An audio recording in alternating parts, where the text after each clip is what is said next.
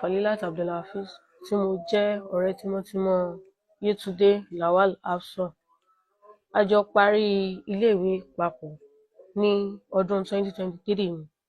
Kódà ó ṣẹ̀ṣẹ̀ gba èsì rìsọ́ọ̀tì rẹ̀ ní oṣù tó lọ, January ló ṣẹ̀ṣẹ̀ gba rìsọ́ọ̀tì rẹ̀ jáde.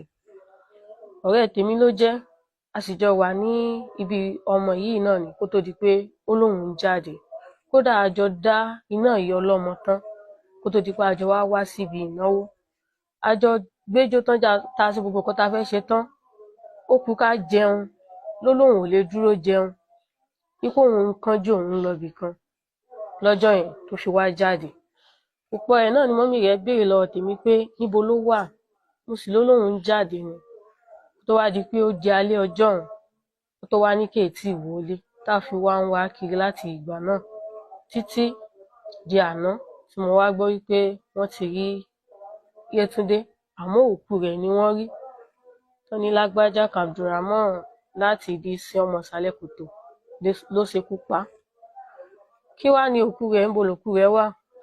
Wọ́n ló lóun ó ti bọ́chà rẹ̀, gbogbo páàtì rẹ̀ wọn ò rí ọ̀pọ̀lọpọ̀ ńbẹ̀ mọ́, díẹ̀ náà ni wọ́n rí nínú àwọn ẹ̀yà ara rẹ̀. A sì wá bẹ orílẹ̀-èdè kó dákun, torí àìmọye ẹjọ́ tá a ti gbọ́ báyìí lóríṣiríṣi kéèsì tí kò níyanjú, tọrọ pé wọ́n padà sọ ẹni náà lẹ̀ tí ó tún padà mọ́ rìn. Kó bá wa wá justice fún Afsor, torí tí nǹkan báyìí bá sì ń ṣẹlẹ̀, téléyìí bá tún jáde, yóò tún continue ìwà rẹ̀, yóò tún fáwọn míì náà ní agbára àti pé ẹ̀bẹ̀ nìkan ló wu eléyìí tó mú jẹ gbé, eléyìí náà tún mú jẹ gbé. Kán dákun, kó bá wa wá justice gidi fún un. She deserves justice because kò kí ń ṣe ọmọ burúkú, kò kí ń ṣe ọmọ tó máa ń rìn ìrìnkúrìn, kò kí ń ṣe ẹni ibẹ̀ ẹgbọ́n kan tí dádì rẹ̀ gbọ́ wípé kò kí ń pẹ́ níta tí ó fi wọlé padà.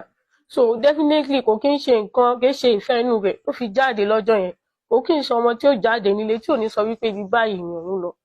Ẹ jọ̀ọ́ nítorí Ọlọ́run, ẹ bá wa wá justice fún Lawal Afsor Yétúndé Adéfáyọ.